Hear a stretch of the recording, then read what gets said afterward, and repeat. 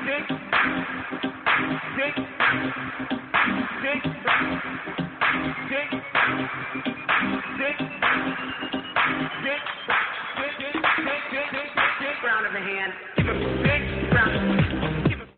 have homes on separate coasts, go dive in Greece with squids.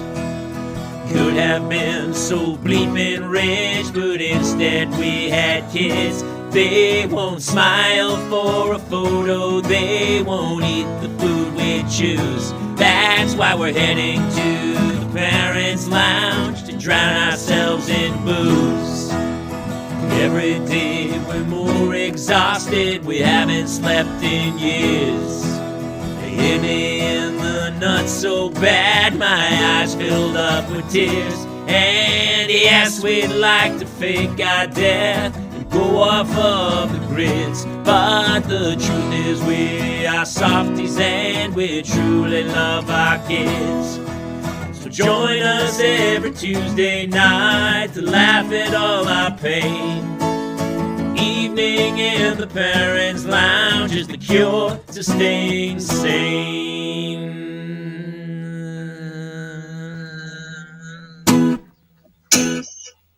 Welcome to another edition of The Parents Lounge, your parental mental health Tuesday night where we get to remind you that we're all in this together and that no matter what... Speak for yourself. I'm in this for me. Actually, that's absolutely true. And whatever's happening in your life, somebody has already experienced it and survived it. So grab a drink, come on back, and everybody, we used to do a little bit before the opener to go like, here's 90 seconds to go make a drink, but it was just easier for me to start the show. We cut it so close every week. I just picked my kids up from drama. We'll talk about that. You have some insane stuff going on with your kids, and we have a special partner back. By the way, Jamie Kaler, Jason Gowan, and of course, Kate Mulligan is back tonight. Yay! There was a comment earlier already that I loved. At this point, I question if Kate is a real person or someone we collectively made up in our minds. It still might just be like a fever dream. Oh, and she's muted. She's muted. There you go. Try that again, Mulligan. I said I disappeared from all platforms at the same time. So it was, it probably did seem strange. Hi, Brandon. Hi, Jobo. Hi, Rudy. Jobo's here. Narcolepsy's here. God, Narcolepsy crushed. We did the show the other night. I don't know. Okay, people thought you were dead or that you had quit. And yet here you are. I quit for those couple of weeks.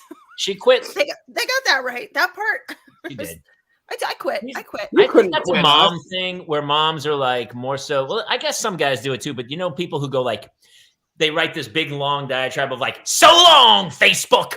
I'm sick of your bull. I can't deal with your crap anymore, and I hope you rot in hell. Goodbye. Yeah. Like 8 pages, photos. I wrote that to Kaler. I have 2 guesses on how Mulligan ended up back here. Number 1, Dickie's on strike. Yes.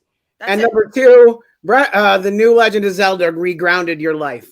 Yeah. No.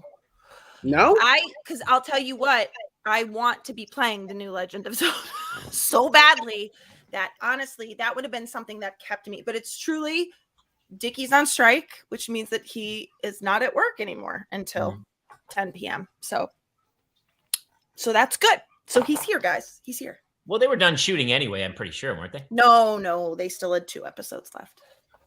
They shut down the show with 2 episodes left? They didn't shut down the show. The show kept going without him. Oh. Well, great. Now it's awkward like when my dad used to hit mom at the dinner table. Yeah. So we've got a great guest coming up. We have. All right, we'll talk about. I actually was on the picket line today. Listen. Whatever happens, it's going to take a while because unless the actors strike. If the actors strike, Jamie, it's done in one day. I don't think so, but we'll see. I'm telling you, they have too much content. Listen, everyone out there who doesn't, it's like this is Gutenberg Press. This is from silent films to talkies. This is Steve Gutenberg Press. Yeah, it's Steve Gutenberg Police Academy Press. Yeah, this is like it's. Media is being consumed in a different way than it ever was, and it has changed, and it needs to be the contractual obligations between everybody needs to be rearranged. So yeah, we'll see how long it's going to hold. But yeah, so picket line. Why just one? Well, I have personally missed you. Thank you for returning. I missed you guys. No, I'm glad I'm back. I'm glad that it truly was just getting impossible it was just getting impossible these nights. And it was something that I realized I wasn't looking forward to it because of everything leading up to it, that I'm like, I'm not even in a good space to come on and do this. So Jason and Jamie very graciously gave me the time off that I needed. Jason was like, if you even want to pop in for 5 minutes some night, you can do that. Like, just gave me all of the wiggle room in the world. So I appreciate you both for, sticking by. I took a few weeks off too. And that's what we talk about. It's supposed to be Parental Mental Health Tuesday. Yeah. And I'm the one that should have taken off, but never did. We just do random mental health nights. And so. Hey guys, so I got to see the pictures of my brain today. Oh, we know that it's not the worst thing though, right? No, we don't. So I haven't announced this publicly, so I'm not trying to announce it for you. I was just saying. Well, you set it up perfectly. Thank you. Okay. So we'll roll right into it. So since October, basically since like the Parents Lounge live show in Sayre, my arms started going numb randomly for no reason, and I would stop being able to use them periodically throughout the day. And as you guys know, like we thought it was the X, Y, and Z, and everything would turn out not to be that thing, and we always thought they were victories. And so then they're like, well, we think it might be MS or a possibly white matter disease of your brain. And I asked Jason, which is worse, and I've been chanting white matter disease ever since. He told me that one was not so as bad. They did. So I go for the next testing next Monday, the 22nd. So we'll see what happens. But they sent me the pictures of my brain today. But Jason, also, didn't you get a bunch of blood tests back that confirm it, that have no markers for MS in it? Like you got 8 vials of blood back. So I haven't talked to you since. So 6 of them were no. 2 do have something. Okay. So it's undecided. We don't know yet. So anyway, I will keep all of you posted as we go through whatever this is. So anyway, if you see up in the top right-hand corner, there's like a white blotch that's like surrounded by gray. Yeah. Top right hand. Yep. That's one of the things that's the problem. Mm-hmm. I'm way too young to have those unless there's something else going on. And there's a myriad of things. Sure. It's so wild. Like your personality exists in this picture. Also, you know what would be great if we could see the leather hat on top of this brain. You know, it's there, but the MRI goes right through it. Right through it. Oh, okay. Yeah, got it. Wow, that's wild. I didn't hear anything after my arms were numb because all I kept thinking about was like, God, it would be great to masturbate with numb arms because it would be like you're with. It's better than it's as good as you expect it to be. It would be, right? Like. Hey, no, listen, I'm verifying for you. No, it's as good as you expect. You know what I'm talking about. All of a sudden. In the middle of the night, you could get some busy, and you'd be like, "Whoa, who's that?" Would it be better? Who's that girl? Wouldn't it be better if your mouth was numb, though? You don't know. Oh, gosh! Saying, no one's trying to get a handy in general. That's all I'm saying. Well, no, every guy's trying. Now you see that if you're a glass half full person, that's how the stroke worked out for us. Yeah, that's flexibility. That's why you work on flexibility. Listen, we have a fantastic show. So here's the premise of tonight.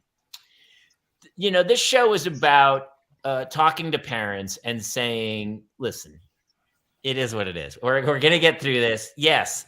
Did I have an argument with a 9-year-old about brushing their teeth this morning for 30 minutes where I finally just said, fine, fuck it. It's your teeth. What do I care? What do I care?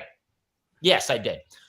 But tonight, we're gonna look into a world that's I think a lot of us have maybe dreamed of or thought of or pictured as a possibility. And here's the deal. I think a lot of people are thinking of this world as a world of just pure pleasure. But as a parent, I'm so intrigued by the it takes a village premise that by building a village. We have a friend of mine He's a very well-known comic. He is a huge voiceover actor. He was on America's Got Talent. He does like 100 different impressions in 3 minutes. It's insane. You'd know him from Train Your Dragon 3 and many, many other voice things. But the thing I love most about him is that he isn't a throuple. He's been in an active throuple, 3 people, 2 women and him, for 5 years now. That's the way they live. We'll talk about whether you can have kids. I believe it's called being poly. Does he use throuple? He uses throuple, and here's why. And here's the beauty of it. Because his name is Justin Rupple. So please welcome Justin Rupple from the Throuple. Hey, brother. He's also muted, Jason. Hey, buddy. It's okay. I fixed it. You figured it out sooner than I did. You know, Jamie, you couldn't have done that any better. And yeah, we are a throuple because the last names of the 3 of us combined together to make that. Our partner's name, Claire, her last name is Thornhill, and Katie and I, who have been married before we got together with Claire, is Rupple. So together, Thornhill and Rupple make Throuple. So listen, here's the beauty of this show and you and everything. We're going to get into like voices and everything, but we have a live audience. So if you guys have questions about the intricacies of living as a throuple, then let's read it and we will start to go through it. Dude, go back to Do I have to be in the chat? Yes. Kate, what do you got? Yes. Sorry. Yes, Yes. Kate, Thank you. please. Thank you. So I have a friend who's poly, and so, which is, I think, very different than a throuple in the sense that she is with either her boyfriend or her husband without the other one being present, and there's like a schedule. So she's like, "Oh, I'm with my husband this week. I'm with my boyfriend this weekend. Da da da da. Can I bring either my boyfriend or my husband to your birthday party? Yeah, no problem, whatever." That sounds very different than your scenario. Yeah, yours sounds like court mandated community service. That's terrible. Well, it just is. It sounds like in Justin's case, the women also are together. Whereas the men are not together in my friend's case. So your friend and we are all under the poly umbrella, which would be that we have multiple loves, which is all polyamory means. You love multiple people. Yeah. And in this particular case, we are in a closed triad, which is one of the terms in that. Right now, I know, Jamie, I know, buddy. I just got. I mean, it's great to hear. He got offended. He's already, so he had. Holy shit! If there's a technical difficulty during this show, I'm going to kill myself. Somebody tried to call me. That's all. I was going to say he's actually on my internet. Triad is usually the Japanese mafia, or I believe it's the triad. But now this is a positive. I think that was the made up one. I think the Yakuza is what you're thinking. We are not in triad. There's a triad. Yeah, that's in like a Karate Kid film. I think might have been the Hilary Swank Karate Kid. I'm not sure. Could have been. Well, when Jamie's was a kid, it might have actually been a thing. Anyway, but yeah, the polyamory thing just literally means that you have multiple partners. We have some friends. Yeah, we have some friends who do that. They're married. They don't have a live-in partner. So sometimes they have a boyfriend or a girlfriend, or in some cases, somebody who's not gender confining. So it is all over the spectrum. Ours is just that we have known each other for such a long time, and we've been in love for such a long time that it works out that's the way it goes. Can we read some of the jokes though? Yes, please. Go right ahead. Joe Bo wrote, "I pitch myself to polyamorous relationships. I go, hey, polys, want a cracker?" He's white, right?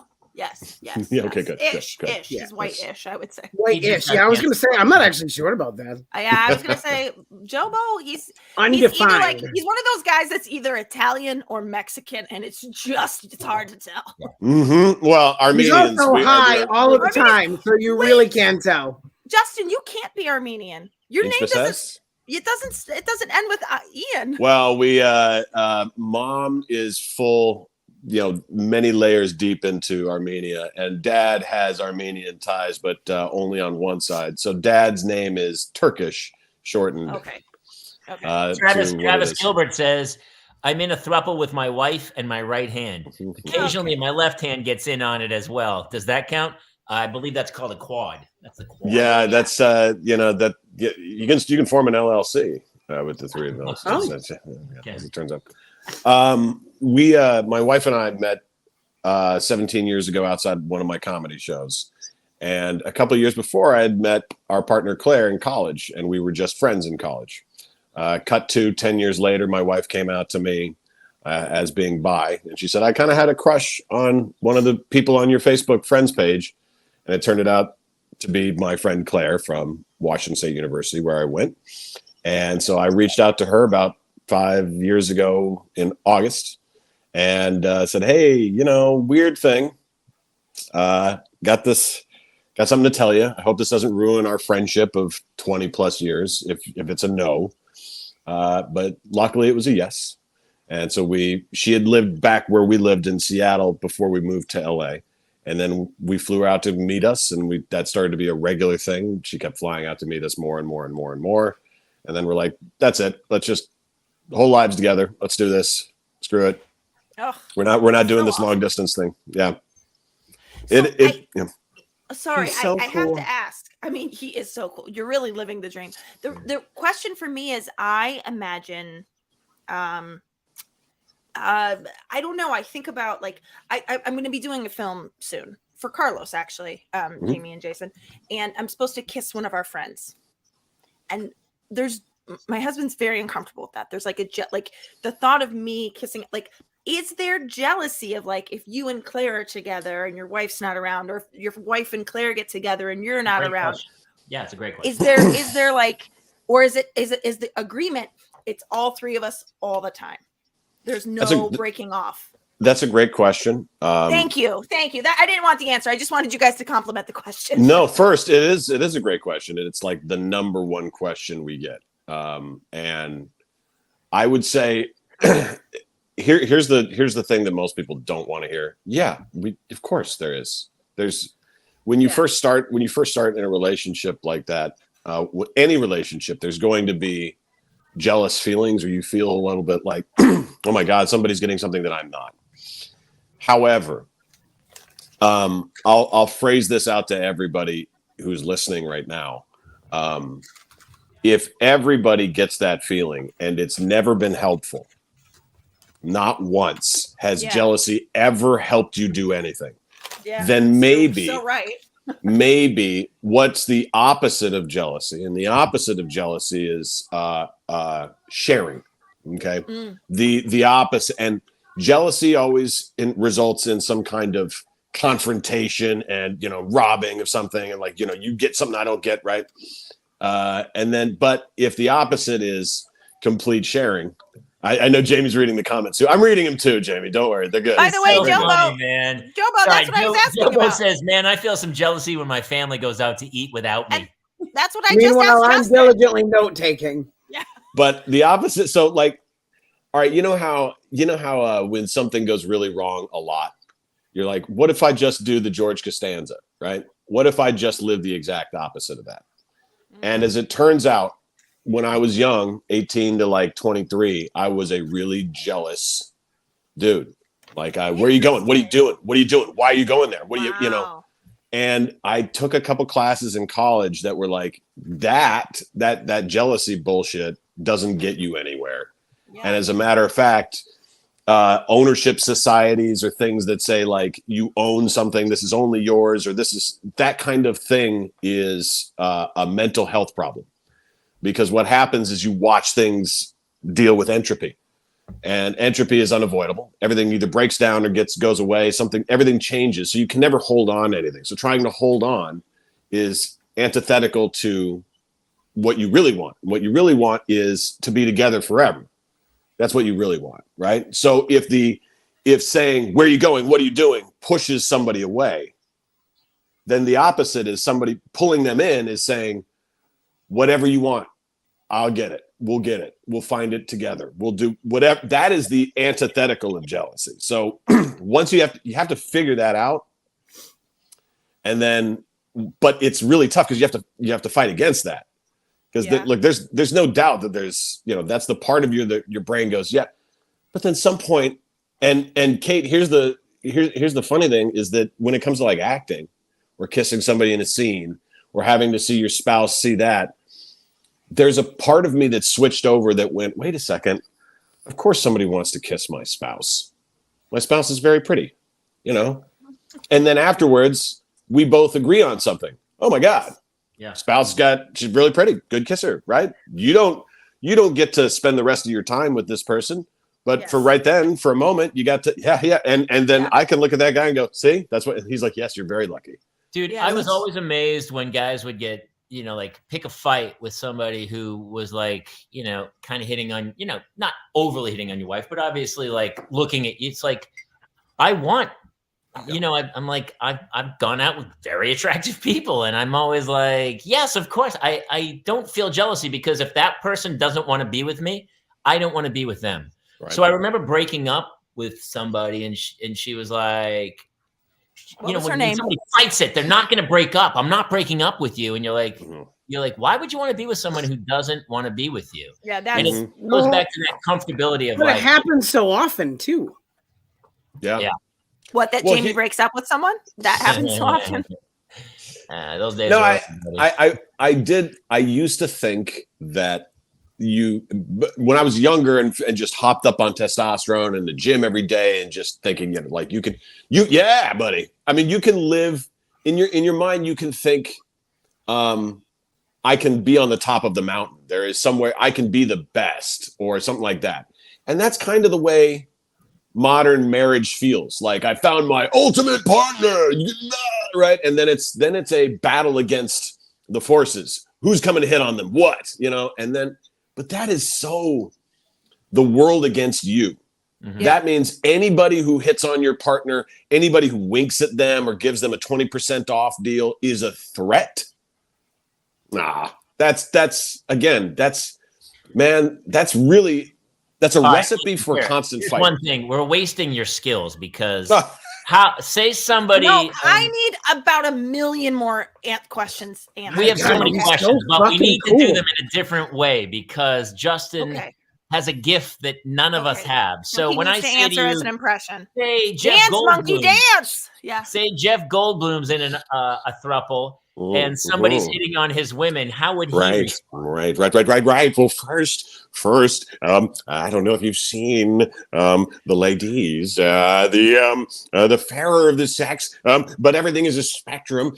So first, I would say, sir, gentleman, monsieur, I like your taste. May I talk with you chit-chat for a second? Exchange quandaries.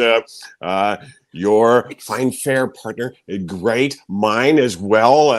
How about tit for tat, a little salsa? Right. He always does do that, cat. He does that crazy cat.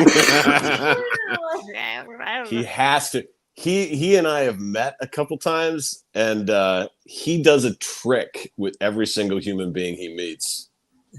He'll say, so if he's if we've never met Jamie and you're meeting Jeff, he'd be like, I'm sorry, what was your name? What was your name? Say, what was your name?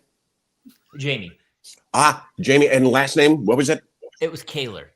Kaler, as in Kaler. Right? Yes. As Kaler. Kaler, yes. Right. Yes. I've heard of you. Yes, that's right. And he does it with everybody. Can I tell you something? He was my boss on Will and Grace. I played Jeff Goldblum played my boss for an entire week. Dressing rooms next to each other. And can I tell you, he did that exactly. He did that to me. He did that. Jamie. Oh, yes.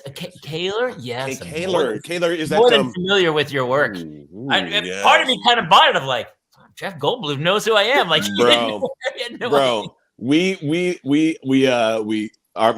little throuple and I, we kind of jumped in front of him at one of his jazz shows, and he was asking around, any questions from the audience? Anybody want to ask me anything while we're here? And my fiance goes, yo, right here. And he goes, yes.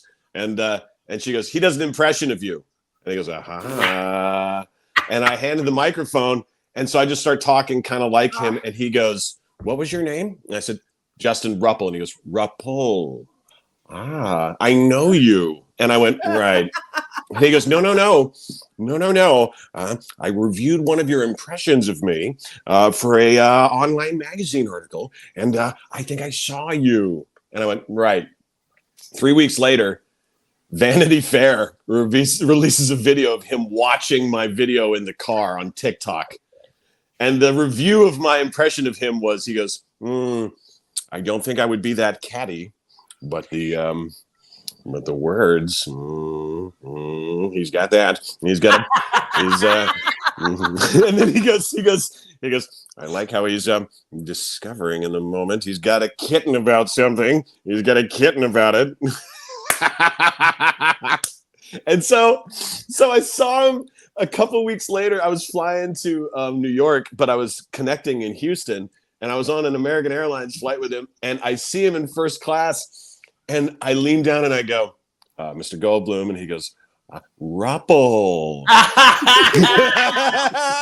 And does it like that, Rupple, right? And I go, yes. And he goes, yes. And I go, yes. And so we just, the fact it was just, dude, he loves his celebrity status. Like, he's Oh so my good at God. it. He owns it. Yep.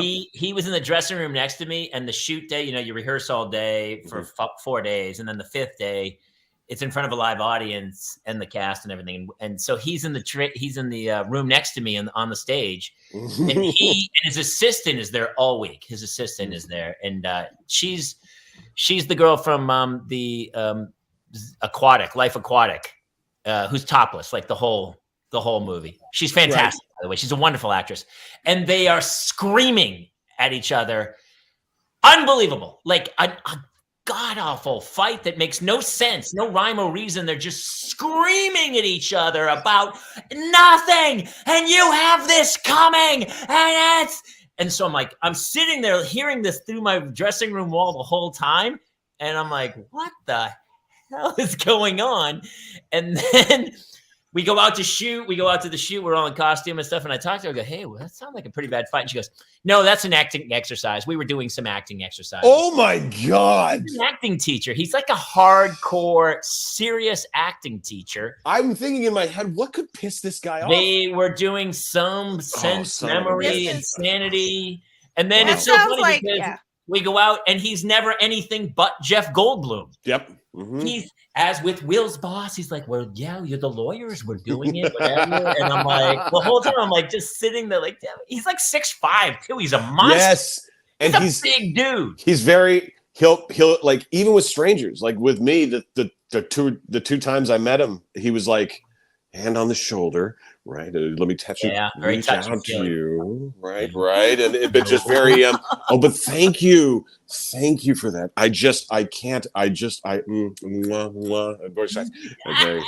So Greg and Dana Newkirk who've done our show a bunch of times, they took him on a Bigfoot hunt for Disney Plus. And they said it was the craziest. They taught him to do Bigfoot calls out in the wilderness. Brother, craziest thing. I didn't do it. I didn't do a Goldblum impression until I watched his show, The World According to Jeff Goldblum. That's the show with the Bigfoot hunt. That's right. And it was the first episode. He wanted to look up sneakers and look into the world of sneakers. Mm-hmm. And he said the name Adidas.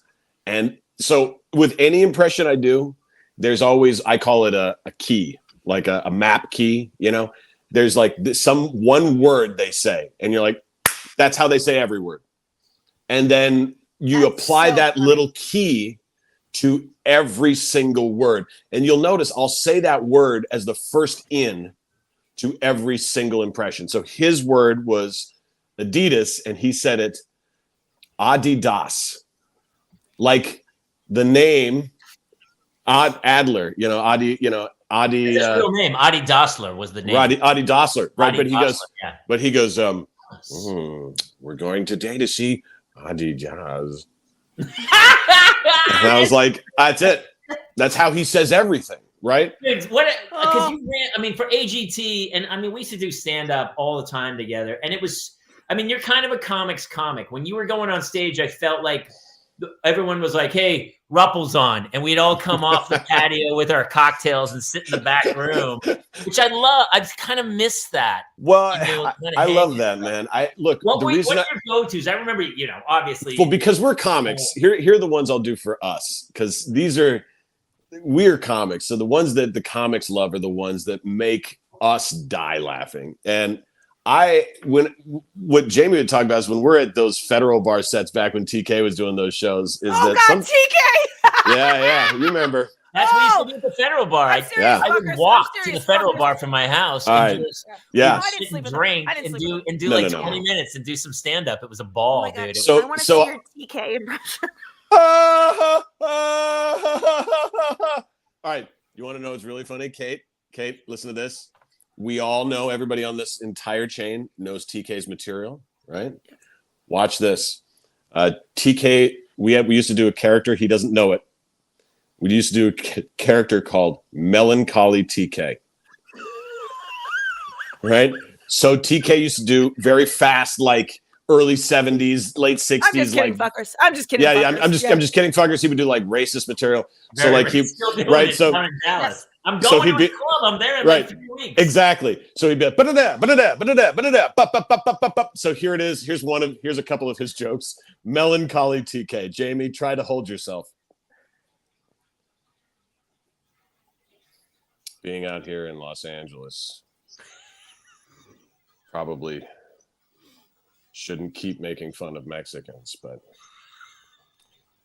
here I go.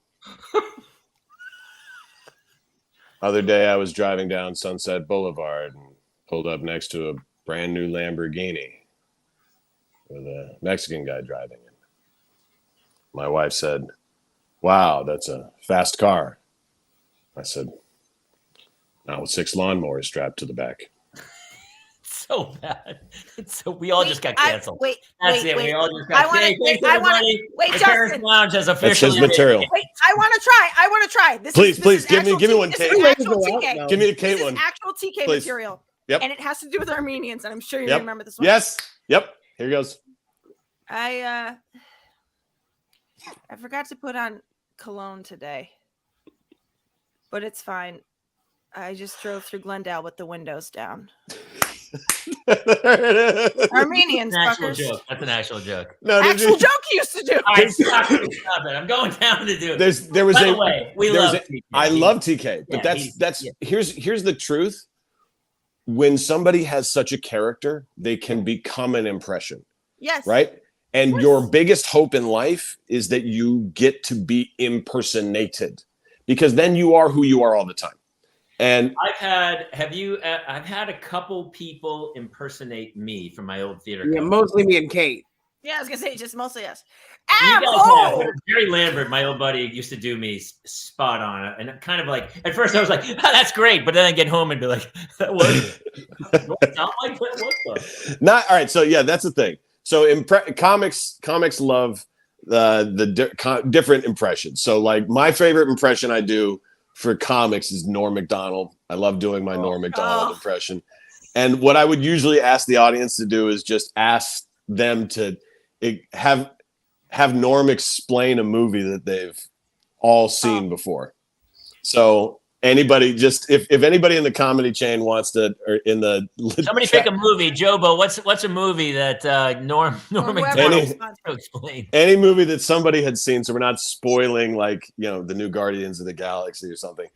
And I just love the way Norm would, and every comic has a way that they tell stories, and once you figure out their way that they tell stories, like Norm doing Titanic. You know. Okay, do Titanic. That's fine. Oh yeah, I saw this movie the other day. Yeah. Wow. Oh, yeah, it was about a ship of the ship of catnaps. I don't know, something like that. Anyway, there's a guy who made Predator. Anyway, I gotta tell you, that was a show. About Leonardo DiCaprio. That's right. He gets on a boat. He wins a card game. He wins a card game. That was a 7-2 offsuit. He really shouldn't have been in it anyway. He caught a lucky card on on the river. Oh, what a bastard. Yeah. Oh, he doubled down on the flop. I don't want to get into it. Anyway, long story short, they're on a ship, right? And he meets Kate. Kate, I don't know, one of the Kates. Yeah. And she's got these and she's got bazooms. Whoa, the bazooms on this girl. Yeah. And then she's got a jewel. Whoa, anyway. I digest. They hit an iceberg. I don't know. It turns out he was Jewish or something. I don't know. A berg, ice or something. I don't know. Jobo wants Jaws, but do Jaws as Liam Neeson explaining Jaws. I just have to say there is nothing. This is I'm going to just pause for the cause here because Justin, what you're doing is so hard because you also have to be funny like Norm. So you're like iceberg. Like it's like I remember somebody like being like, "Oh, I'm going to do this play and I'm playing Gilda Radner." And I'm like, "The fuck you are. No one can be Gilda Radner." Good luck. What are you? Good luck. And that's Norm Macdonald. Well, you see people do impressions and they just do actual lines from the real movie. Yeah. Right. Like, that's what I'm saying. Great impression. But to be able to do that as a comic and then your own the jokes or everything. Yeah. And then I will say I've been extremely lucky in my little meandering career to meet some of these people. So like the ones you picked, like Liam Neeson or Norm Macdonald, I actually spent time with those people. So those impressions, when you know somebody, Liam Neeson, I shot a movie, right? So Liam's voice is like he's so funny, but he's so straight. So you like it'd be if he was describing Jaws, he'd be like, I saw a film the other day. I haven't had much time. I don't know if you've seen it. It's about a giant fish. Have you seen? No, it's not about Nemo. Turns out this fish was rather angry. It had its own vengeance. I know why. Jaws was the film. They were on a boat. I don't want to tell you. It did not go well for them. They go out into the sea. And I've seen some sea films. I've been on films where they go out to the sea. It's not good. This one does not turn out good as well. This one does not turn out as well. It turns out, first they see a shark. And it's a big shark. But that's not the shark. Turns out that's a much bigger shark. 25, 30 footer. He comes on him. Oh, it's a large shark. And they need a bigger boat.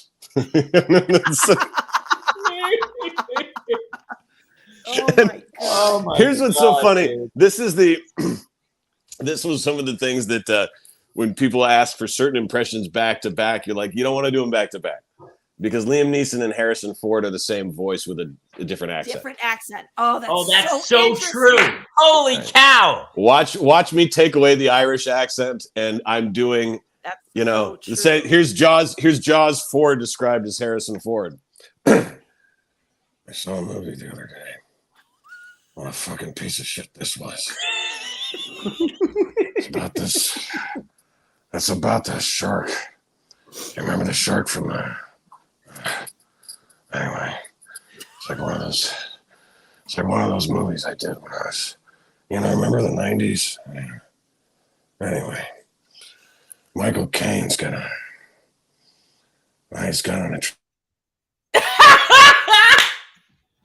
He got a call at the right time. Somebody's calling. Yeah, that's perfect. Probably Liam Neeson. Cut off my plane. Do you know what? This is what happens. This is what happens when you have two women that need you. They call during the show. Hey, by the way, my buddy Richie Leese, who's another comic who you've done shows with him as well. Oh yes. Do you do any female impressions? So the only female impressions I do don't get quite on key, but like from Kathleen Turner, maybe. Who else? Yes, Kathleen Turner, Miley Cyrus. Yeah.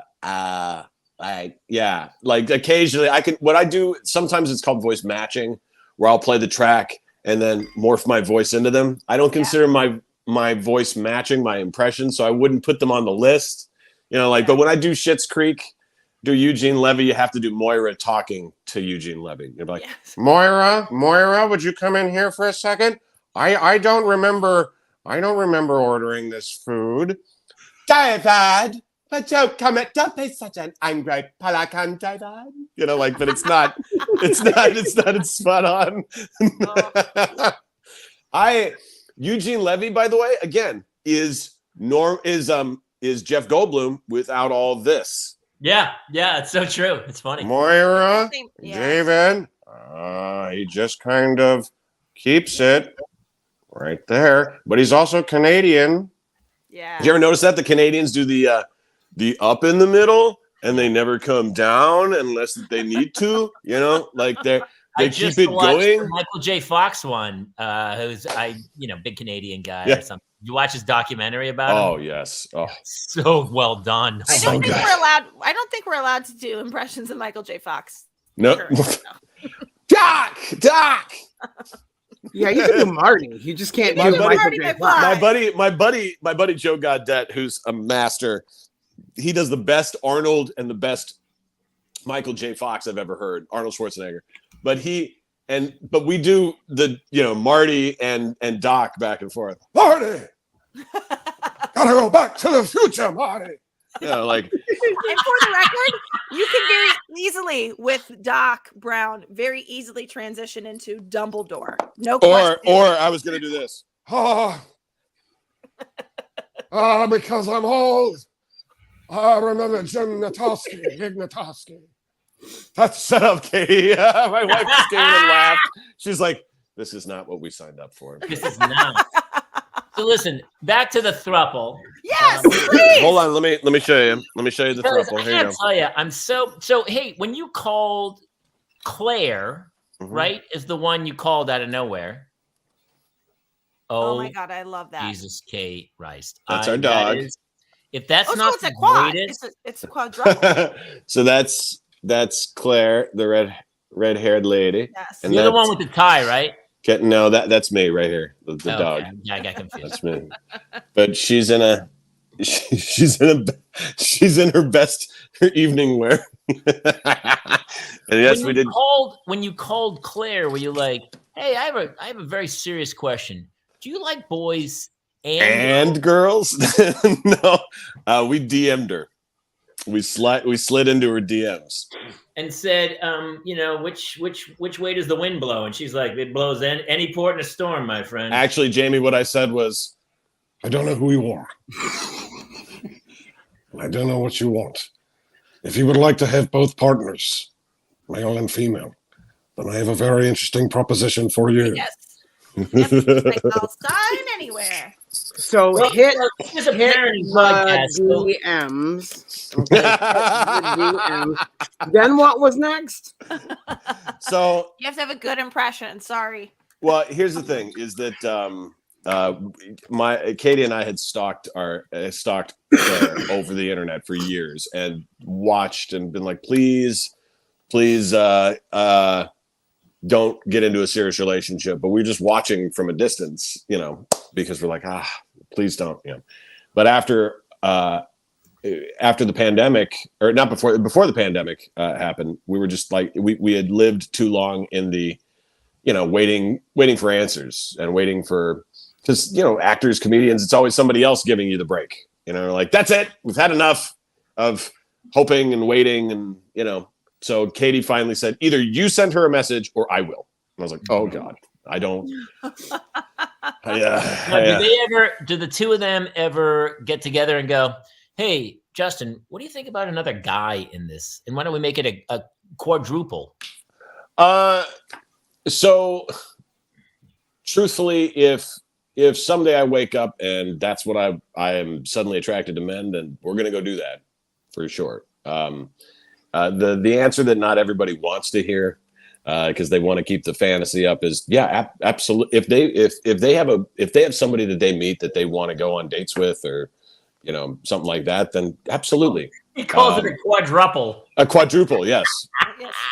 Quadruple, yes. It's so good. Everybody is on point. The marketing, you can tell the marketing people every time they talk to me, because they're like, go, Jerry. But the truth is, a long time ago, I realized that if I go into what feels exactly opposite of, you have to steer into that. And it is a weird feeling to be like, wow, somebody might go on a date with your partner, but yeah, I know, but that's part of the Dude, if you had kids, you would be the coolest dad at school. Maybe that's why God was like, don't give him sperm. I don't. It's like we tried. There was a time in which as a couple we tried. Do you know how much easier my life would be with twins if there was another set of hands in this fucking place? Well, especially another woman's hands. If we're right. People give the Mormons grief, but a lot of me is like, hey, that actually, we're gonna go out, you stay home, or you guys go out, I'll stay home. It would really help to have that third person. I won't mention who they are, but we have a lot of friends who are just like that. They were friends. They were a couple with kids, and they got more than a couple kids, and they found out that there is a lot of people who live in this. Look, we're not going anywhere. I love you till the end of time. A lot of people. Yeah. And and so, but they found other couples who were like, yeah, we're doing the same thing. And I know that as a quad parenting group, their time together as a community is really cool because the kids get to spend time with each other and they all like each other, and there is no jealousy and time away. Dates are had and they still see their parents, and it's not secrecy and all. It can be like that, but it requires an open, honest look in the mirror. And that's the part that's scary for a lot of people. When my wife wants to go out and stuff, a lot of times I'm like, hey, why don't we call some of the other parents and put a group together? Because it is kind of more fun, because otherwise the two of us go out, we sit at dinner. Mm-hmm. We don't really have a lot to talk about because we've been together 24 hours a day the whole time. So we end up eventually scrolling my wife scrolls photos of the kids, and I'm like, and I just start drinking, and I'm like, what are we, and then whatever. So it's fun. It is fun to bring another group along to be to bounce your life off of. And it is just, you get to share. Misery loves company, and comedy loves characters. So if you're like, what happened this week? Oh, let me tell you about my kids. Oh, and then that couple partnership. Yeah. But again, that's tough because now you both have to get babysitters and stuff. We have one group of friends who has a partner in it. They are a throuple, and they are extremely good at taking care of the lot of kids because there is a lot of kids, and they're like, yeah, we're totally open because we don't think we can do it without 3. I don't know how you guys do it with 2.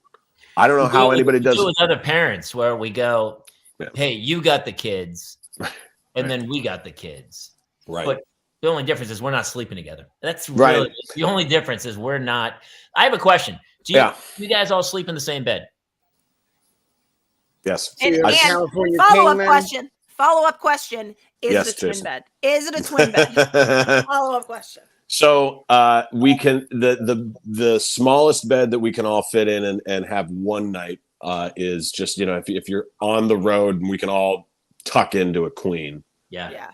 For one night, but we're all about the same height.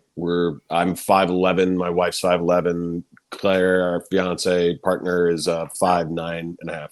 Okay, so this is the question I want to ask you, and I may be going to I'm giving maybe a cynical view of marriage. I am married myself, but part of what I feel like marriage is taking somebody off the market, right? It's about like I'm claiming I'm putting my flag in this person's putting their flag in me. We now belong to each other and only each other. So it is like marriage in a sense is about monogamy in a weird way. So I was wondering how Claire felt about the fact that you and your wife are married and that so you guys are going to marry Claire as well. We proposed to her. And And I put my flag in my wife as often as allowed. I agree, Travis. That's But very you got good. to do it as somebody. Put it. That's Pacino. Put that back up. I like to put my wife. Wait, hold on. I like my wife's hole. Hold on. That's not what I'm talking about. I like to plant my flag in a hole. Hoorah! That honestly felt exactly like Pacino would have read that. Can I tell you, I have a Pacino story, and I actually want to hear you say it. My only Pacino story is my best friend from college was in Merchant of Venice with him. We're at the after party. We're sitting at this table at a bowling alley. She brings me up to Al. It's just me and him at this standing table. And she's like, oh, I got to go. And she left me with Al fucking Pacino. And I don't know what to say. I know he's got young twins at this time. This is like 2011 or something. And I was like, so it's like December. I was like, are your kids excited for Christmas? And he says to me, and I want to hear you say it. He goes, yeah, they're kids. Oh, yeah, they're kids. All of them want a Pokemon. Gotta catch them all.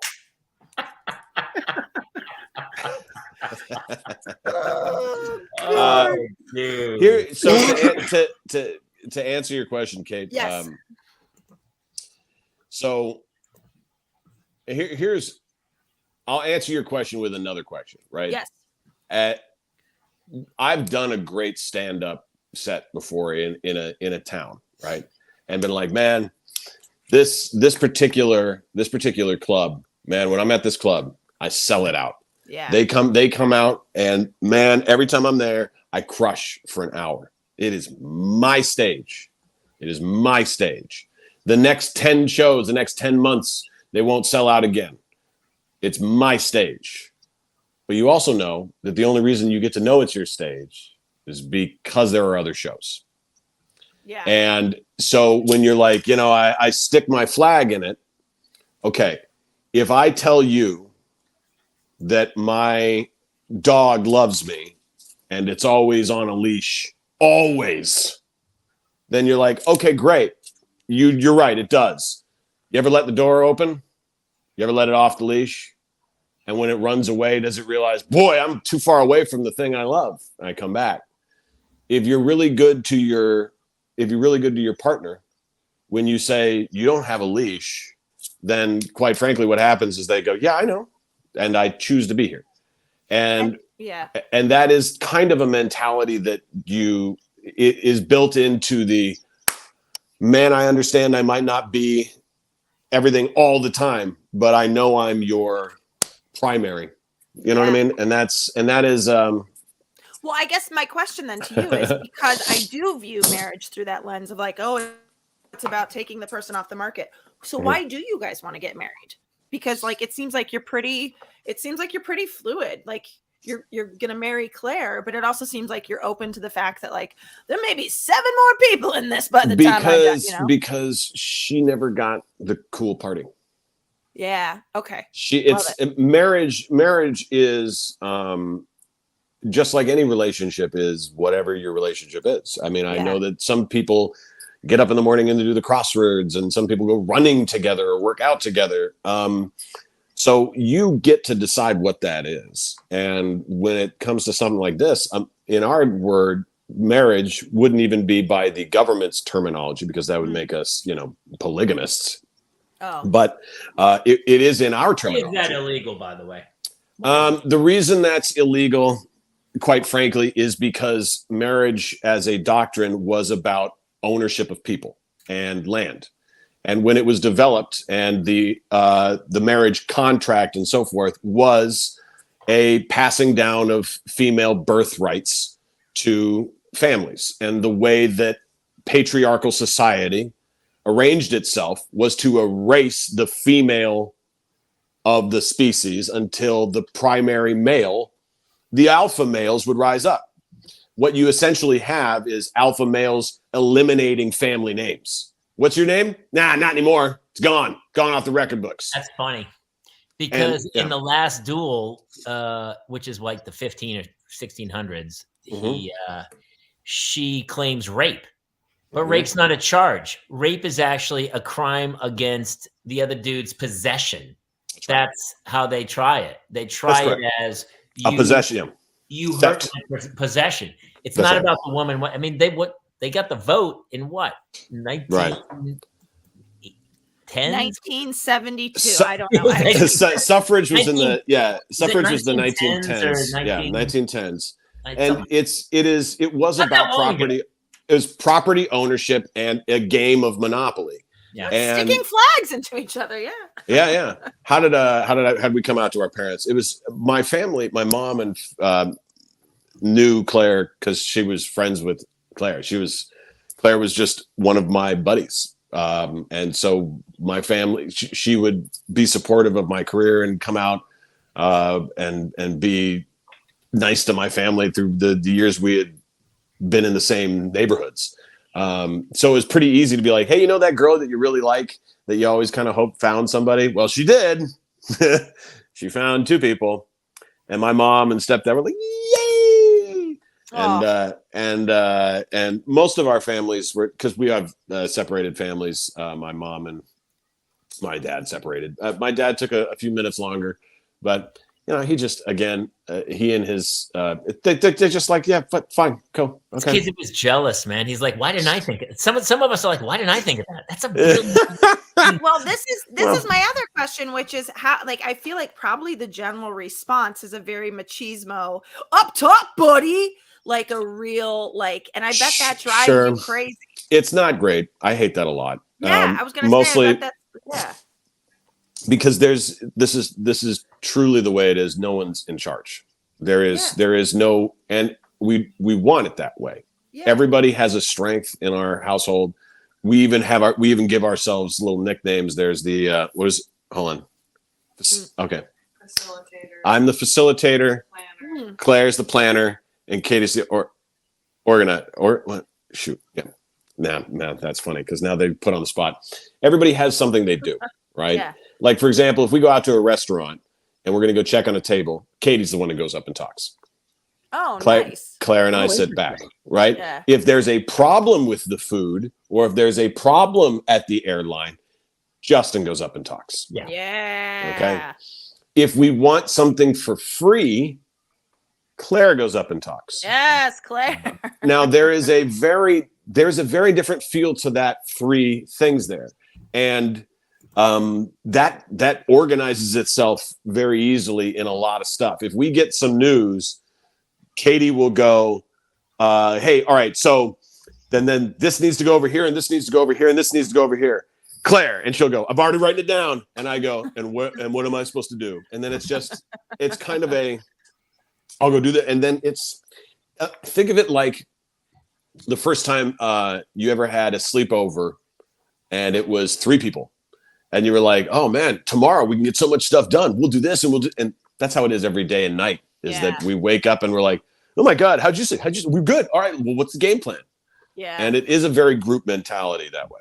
As a traditional married couple, we have a very similar relationship where we have roles. Mm-hmm. As the husband, we do exactly what we're told. Mm-hmm. I don't know anything else about the relationship. That's just what happened. It feels right. It is. I didn't even know there was another way until just now. Oh, it's my favorite part of the show where they generalize all wives to my face. Okay, you have such big dick energy. We don't even.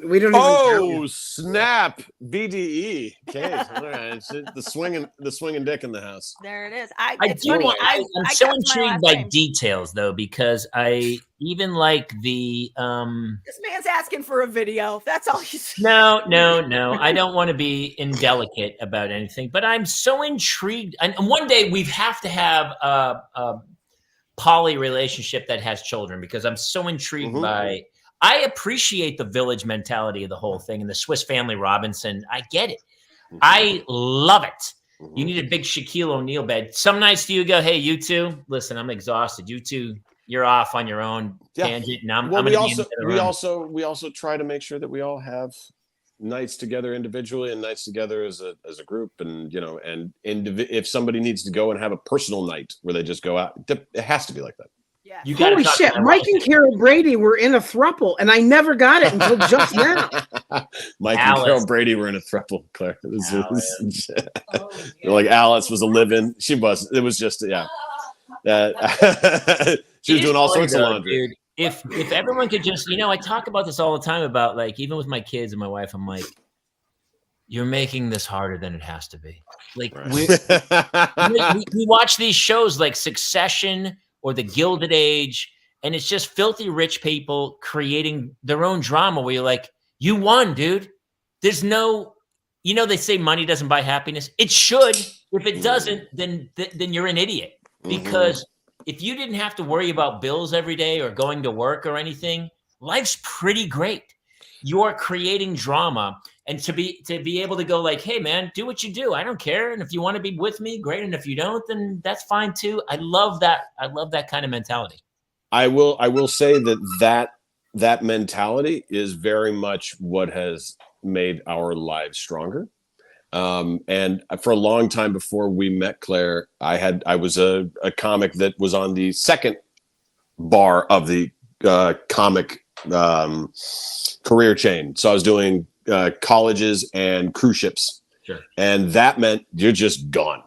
And when you're gone, man, that's not fair to anybody. And if you could have a relationship where nobody feels like they're ever alone, or have to have a relationship with a FaceTime device. I mean, I know you, Jamie, you could turn on the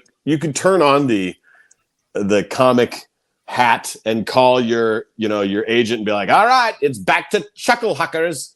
And then you're, 32 weeks of the year, you're back on the road for 4 days a week. And you're like, I don't know if I want to do that because you would totally abandon or it feels like abandonment. I would if I had to.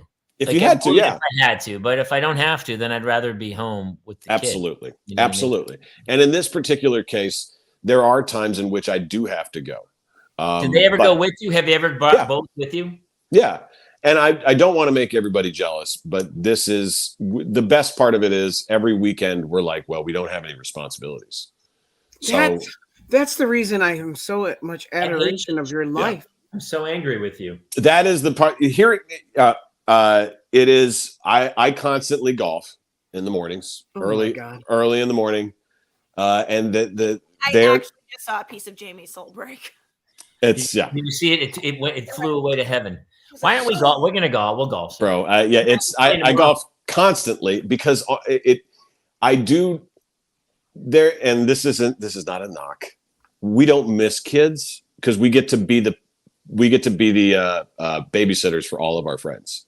Yeah. They all have adorable kids, and we get to pick them up and take them places or go over to their house and be the rescue parents for one night, and the great aunt and uncle. And we got a lot of them because all of our friends have kids. So we're also not the people that go like, oh, you've got to have kids. I tell people don't have kids unless you're totally ready and committed to change your life because it is a huge life change.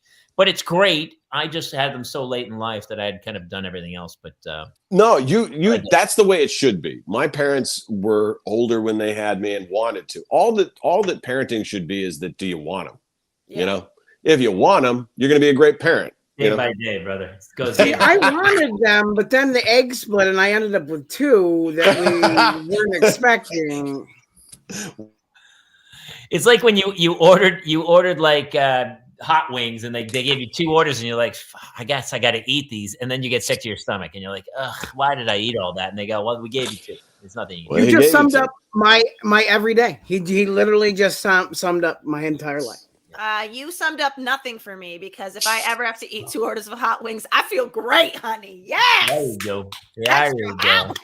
There's the BDE I was talking about. I'm just saying. We do. We go to.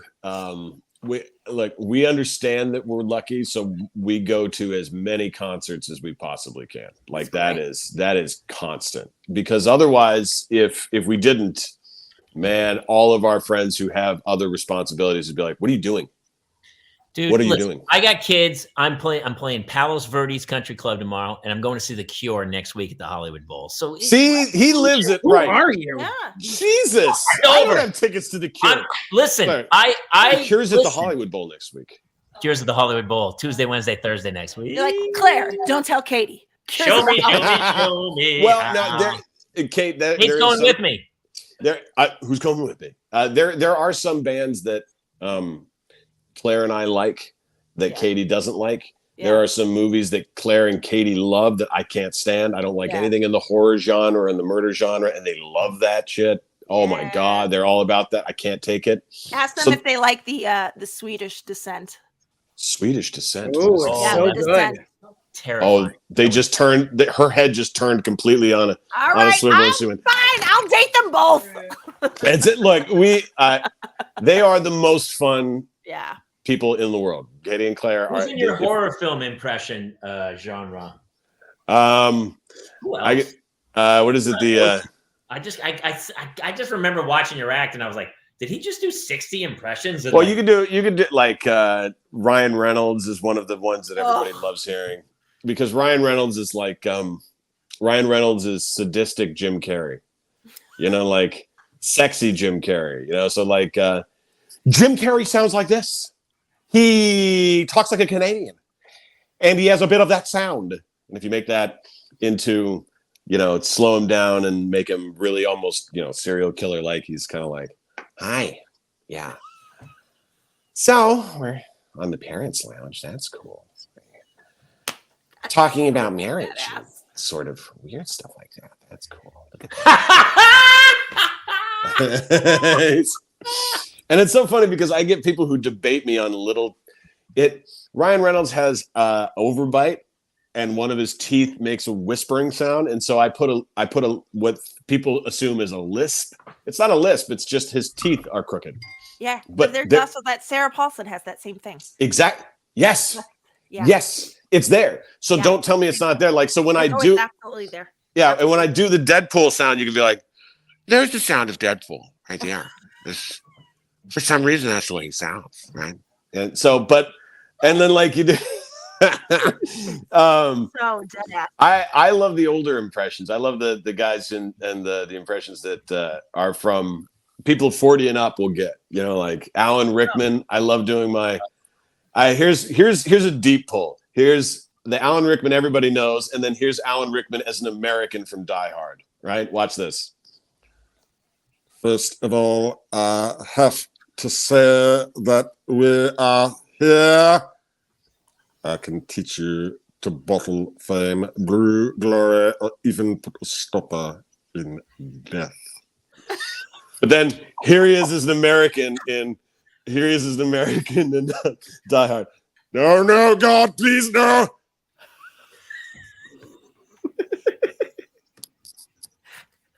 That's it. Oh my God. That's the stupid. Oh my God. Oh no, God, please, no. Oh my God. That, Justin, can I tell you, before I sort of got more into impressions and stuff, the only one I ever would do was Laura Dern from Jurassic Park. And it was just this. Alan, run. Run. Run. That was it. That's all I had. God. All right. So, Kate, here I'll do like 4 or 5 where I only do like a word or two, right? Yes. I can only do Tom Hanks yelling. Okay. Here it is. You ready? Baseball.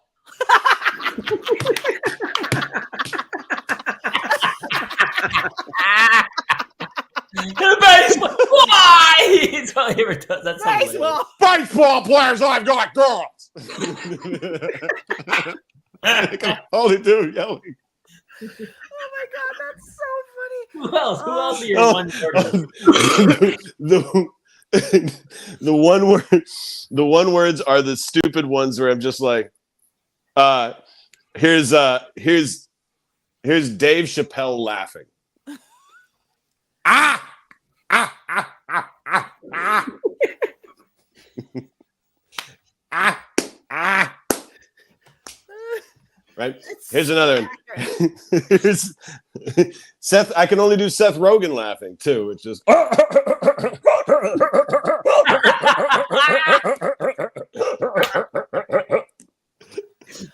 Oh my god. The other one-word ones are just like, oh shit. Hold on, let me think of what are the one-word ones, Bean? Do you remember? I gotta tell you, Justin, I feel like the setup for all of these is like, hey, do you guys want to see some impressions? Like specifically, do you want to see Tom Hanks yell baseball and then Dave Chappelle and Seth Rogen laugh at it? Yeah, here you go. Here's Keanu Reeves in 2 words. These are the only 2 words I can really say as Keanu, right? I know. That's it. I don't know. Well, you can't do FBI. I'm an FBI agent as Keanu Reeves. I am an FBI agent. So Pretty spot on, actually. it's whisper with the a lot of the impressions. If you just do the one word, it's so funny to me. Like because that you find one phrase and then you get it and then you're like, oh, that's it forever, you know. But every one of the impressions I do started off with one stupid word. And it was like for Obama, it was Buster. And it was from one of his speeches where he said, my mother used to wake up every morning because she had a job. She would wake up and she would do my math homework with me. And I would say, Mom, you know, I really hate this. And she would look me dead in the eye and she would say, it's no picnic for me either, Buster.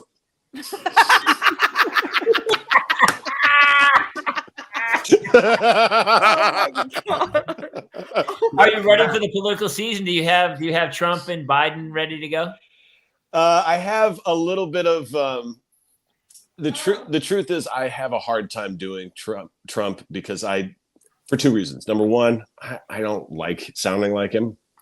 Number two, he's very difficult to parody because parody of him. He's like correct. China. He's almost right. Not only is he only doing his own impression, but he's also like, what makes an impression funny is saying something that they would never say, right? There's almost no things. So sage, yeah. There's almost nothing that he would ever not say, Yeah. and the only thing I could think could be like, "I'm sorry." I think that would be it. Oh, wait, You try know this. what? That's a wrap. Ladies That's and a wrap. gentlemen, hey, Justin, listen, we got to wrap because my kids are down. We got to I go love for you it. guys. Like, dude, This was so you're much coming back. Please. You're one of the Anytime. few people we've even had on who doesn't have kids, and I was like, I don't care. I got the time, guys. This show is about entertaining parents as well. And so I'm so glad you came on to give parents a good laugh. Well, we have so much respect. We have so much respect for what you guys do. We don't get to talk. We don't I talk to honestly kids. could just listen to him do impressions and then talk about what he did today. Like literally, like because he doesn't have any responsibilities. I was out, dude. I was out on a random Thursday, and I ran into him at a bar. That's And what I was like, you "You're doing the show Tuesday." He's like, "Okay, yeah, whatever." Yes. I was like, You guys, you clearly have so much fun here. I will do this show anytime you ask me. Yeah. And, hey, listen, let people know where they can come find you because this will go up on iTunes, and I want people to be able to come find you and follow what you do because your clips are so funny. I appreciate that. You can find me. My last name is Rupple, Rupple. You can find me on Instagram or TikTok or Facebook at The Rupple, TheRupple. And I got a big show at the Bellflower Comedy Club called The Stand Up Comedy Club in Bellflower, California, June 9th. I know that's the name of the club, though. Like, it is. Which library are you going to? The library. The library. Right. Dude, it's going to be a great show. Thank you. I love you guys. Thank you making so us much. laugh. Honestly, thank you for having me, everybody. In a long time. Ladies and gentlemen, Justin Rupple. Thank you, brother. We'll talk soon. And I'm hey, guys. Of you, son of a bitch. I'm sorry. I'm sorry. I'm Hey, sorry. It was great to have Mulligan back tonight. Yes, buddy. we've missed you, Kate. Yeah, I've it missed was you so guys too. This reminded me how much I missed you guys. I Although I know. will say the fact is my boys are in bed and I'm not rushing off to go navigate them being super tired tomorrow because I let them stay up so late. So I'm going to go do that right now. yeah, go do But, that. You go do that. Listen, you got to take some nights off, and that's what this thing is about. And it's nothing consistent. And we're thankful for everybody who chimed in and did all the jokes today. I'm Yes. glad everybody enjoyed it. So if you're listening to this on iTunes, please subscribe, like, follow, write a review. Check us out. We're every Tuesday night, 7 p.m. live, Pacific time. Facebook, Twitch, Instagram. I think it's going to be TikTok soon. We new episodes of the podcast go up on iTunes or wherever you get your podcasts on Monday and Thursday. Thursday night we have a special show with Gary Wiseman and Jarrett Reddick, who you may know from the band Bowling for Soup, who also have their own podcast, The Rockstar Dad Show. And next Tuesday night, Christine Lakin will be back on the show. Heaven on earth. So super fun. Thank you guys for tuning in, and I hope you guys have a great week with your kids, and we'll check you out next week on the Parents Lounge. Good night, everybody.